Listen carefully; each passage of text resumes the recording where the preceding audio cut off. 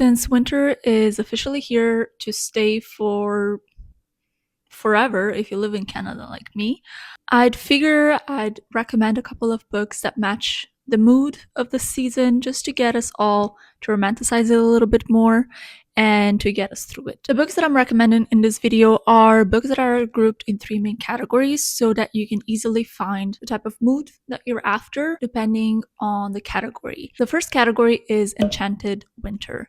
So these are stories that are surrounded with a lot of snow, a lot of folklore, magic galore. Next, we have the Reflective Winter. This category is for reminding us all that winter is also a season of stillness, a season of retrospection, where maybe we can learn something new about ourselves and we can get to appreciate living slowly. The last category is the Cheerful Winter. This category is for all of you who are looking forward to the cheerful charm of the holidays. A lot of festive reads in this category. And across of all of these categories, there are multiple types of genres. We are going from classics to literary fiction to romance.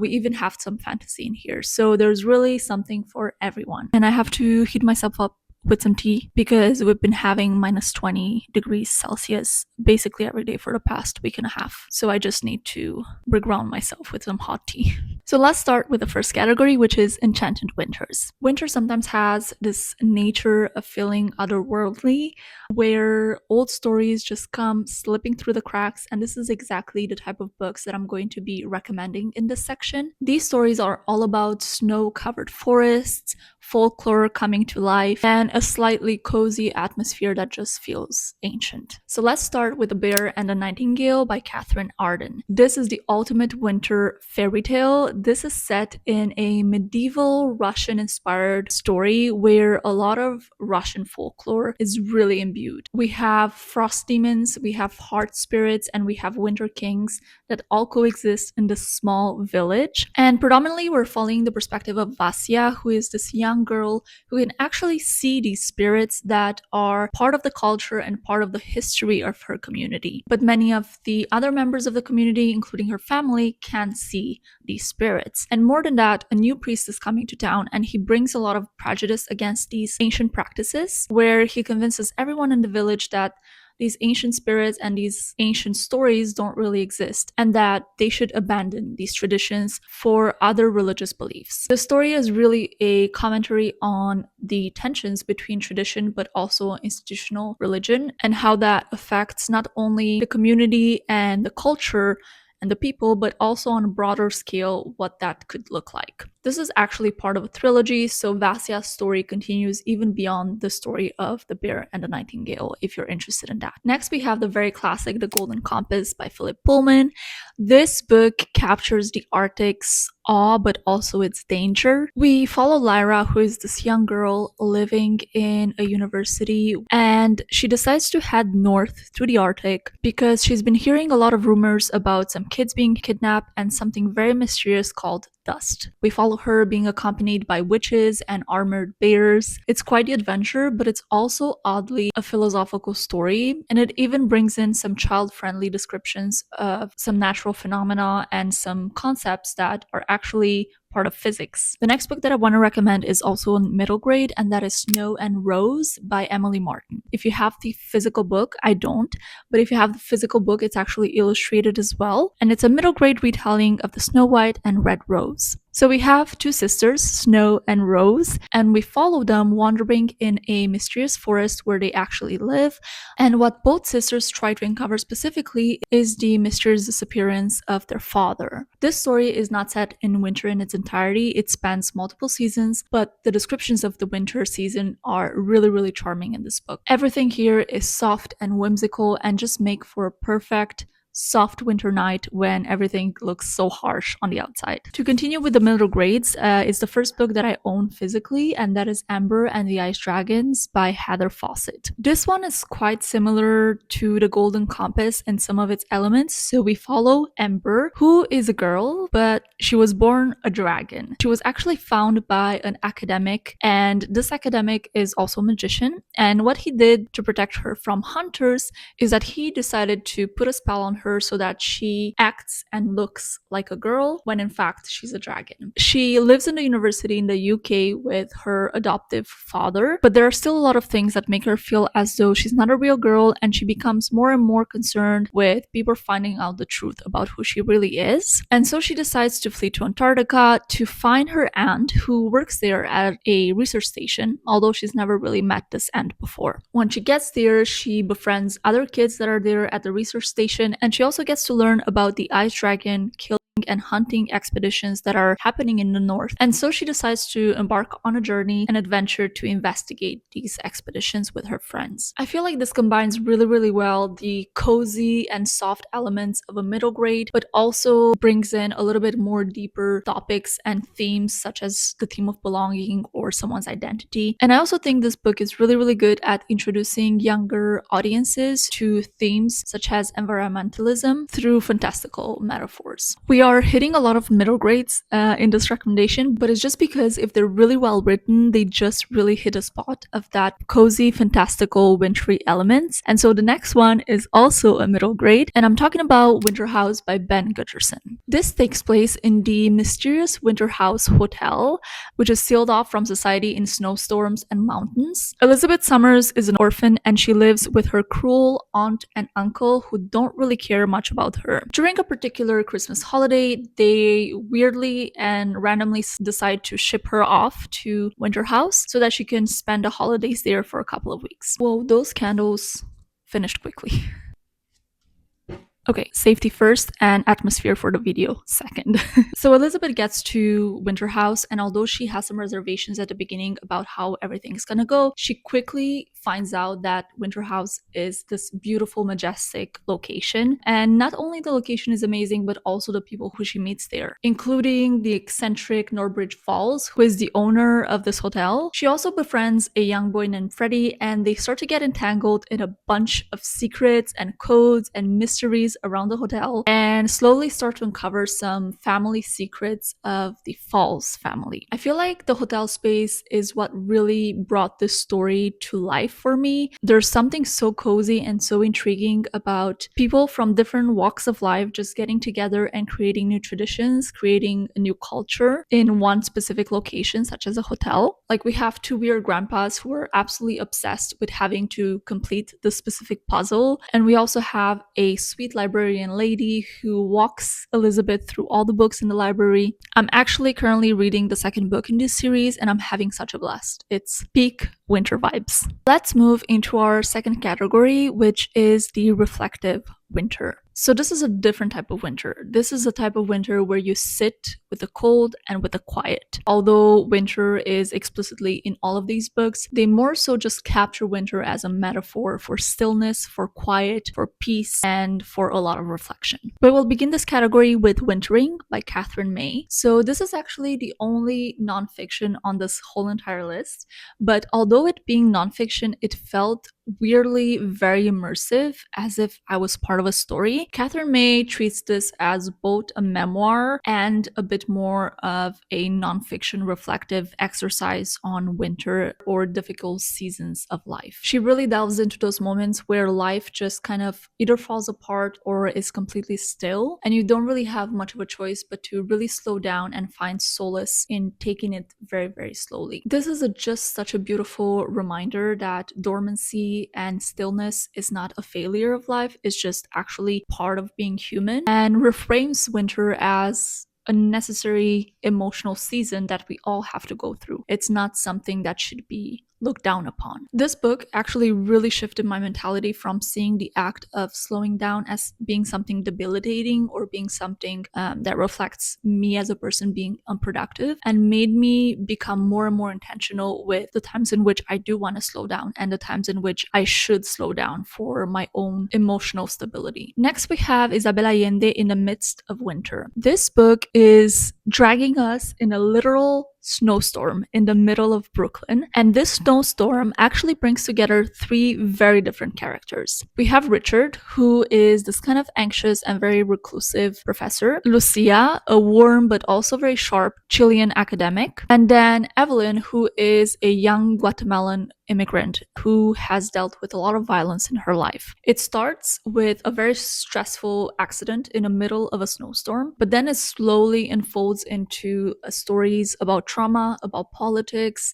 I really loved how Allende just masterfully weaved in all the personal histories and complicate the lives of the people involved in this book. So there's commentary on Chile's dictatorship. We also get to experience the violence that Evelyn had to go through to leave Guatemala. And it just blends beautifully culture and history with real characters and real lives. Essentially, we just follow each character slowly confronting their past, confronting their trauma, and trying to come together in a very weird connection with one another, and also trying to find hope in the present and the future. I'm a huge fan of Allende's writing. I feel like she just has a way to make stories feel raw and real, but also bigger than life. Like, we're just following here three stories about three characters, but in some way it just feels like we are following something that is much more than these three characters, and we are following her commentary that goes way beyond just these three characters. We next have The Call of the Wild by Jack London. This book I read at the beginning of this year, and it is one of my favorite books of 2026. It's the iconic, brutal winter story of survival. Here, winter is not symbolic, it is not gentle, it's not soft, it's not cozy, it's completely brutal. We are following the perspective of a dog, Buck. He's a domesticated dog, but he's being sold to go into Yukon to work as a sleigh dog in the brutal Canadian winters. In order to survive, he obviously has to rediscover his instincts. He has to deal with human violence and abuse. He has to deal with the brutality of Canadian winters and also the wild nature of other animals around him. It's really a study of nature's raw and indifferent power, where physical endurance is really pushed to its limits. It kind of feels like Buck's journey is a dual representation of nature, how it can be both cruel but also freeing in a way. As an animal lover, I'm not gonna lie, it was difficult to read some of the passages in this book because of the violence against animals, but ultimately I'm really glad that I read this book. It was the point of view of an animal that felt just slightly less anthropomorphized and less romanticized. I feel like in a lot of books that are being written about animals, we are always just trying to make them sound cutesy, which I'm a fan of, but it's not always a representation of how reality is. And I really appreciated the realism in this book and the raw journey that Buck goes on. It just made it so much more moving. The next book that I'm going to recommend is a classic. So this is The Snows of Kilimanjaro by Hemingway. This is part of a short story collection, but I'm not going to recommend the whole collection. I think, to be honest, some of the stories in here are a bit of a snooze fest, at least for me, but the title short story, The Snows of Kilimanjaro, is an absolute banger. There's not much going on in the story, but it's just so profoundly moving. We follow the story of Harry, who is a writer, and essentially the whole entire story is just Henry reflecting on his life and the choices he's made in his life as he is stuck, lying and dying in a snow-covered mountain. The snow imagery in this book really feels like a symbol for regret, loss, clarity also. There's not much comfort in this read. It's rather just more so a reminder of the cold truth behind missed opportunities and life regret in general. And now for the coziest part of this video, the Comfort and Cheerful Winters. These are books that feel like hot chocolate. These are books that have twinkly lights and everything seasonal cheer. I'm going to start this particular category with the ultimate Bible of holiday books, which is A Christmas Carol by Charles Dickens. This book practically defined the whole idea of what the Christmas spirit in the modern sense of the word is. At the beginning of the story, we get introduced to Scrooge, who is this man who is very cold, very emotionally uninterested in anything around him. And leading up to the Christmas days, Scrooge is being visited by the ghosts of Christmas. These ghosts bring Scrooge across time and space through his past, his present, and his future in hopes of remediating some of the mistakes he might have made, essentially just give him a second chance for redemption. It's a very cozy read, yes, but it's also a read that is really moral. It talks about empathy, about generosity, about warmth and just in general choosing connection over solitude and resentment. If you are interested in more cozy elements, fear not, for it has many. It has so many cozy descriptions of the Christmas food and families gathering together around the Christmas dinner table. It's incredibly, incredibly heartwarming, and it's actually not a very long read. So if you want to take one sole recommendation from this video, it should be this book. To continue with the Christmas Carol situation, we also have It Always Snows on Mistletoe Square by Ali McNamara, and this is actually a bit of a retelling or reimagining of A Christmas Carol, but a little bit more modern twist to it. We follow Elle, whose life basically is falling apart. She is jobless. She is no longer living with her boyfriend. She will soon become homeless, so basically she does not have much going on for her. The book starts with Elle finding an unusual job ad where someone is looking to hire someone who could write the history of their family. So Elle is intrigued, and obviously she has nowhere else to go, and because this position also offers a place to stay, she figures why the hell not. So this brings her to Mistletoe Square, where she meets Estelle, who is a very eccentric and a little bit weird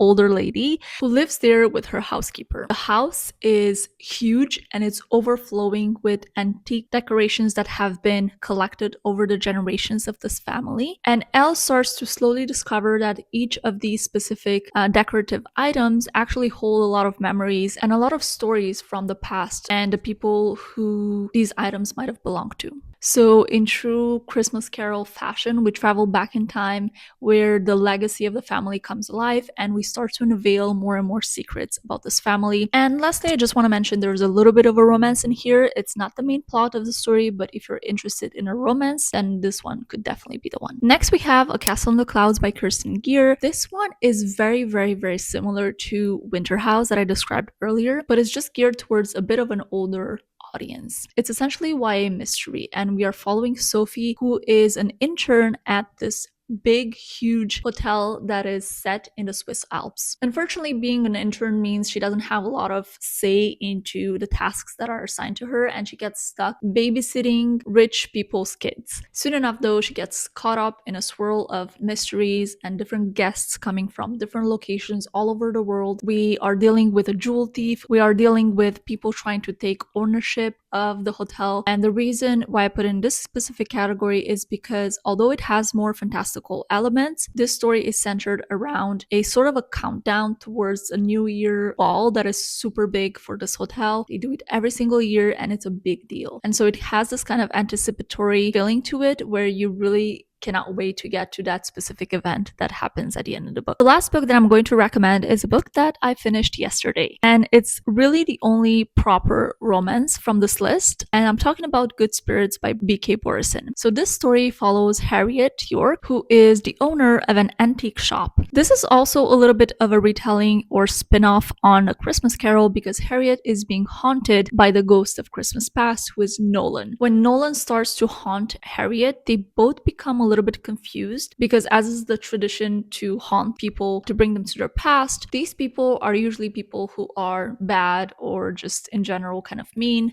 people who have to learn something from their past memories and hopefully find some sort of redemption. But that's not really the case for Harriet. She is actually very soft-spoken. She's a person who doesn't really stand up for herself, and she really hasn't done that many things that would warrant her to be haunted by this ghost. So there's the mysterious element of this. There's also some really cool family dynamics where Harriet is not really getting along with her parents. Specifically, her mom is someone who is very, very demanding and has a lot of expectations from Harriet. And when she doesn't meet those expectations, she is being shunned away. And her relationship with her mom is really, really on the edge. Overall, I really enjoyed the writing in this. It was not cringy, which is really difficult to find in a romance.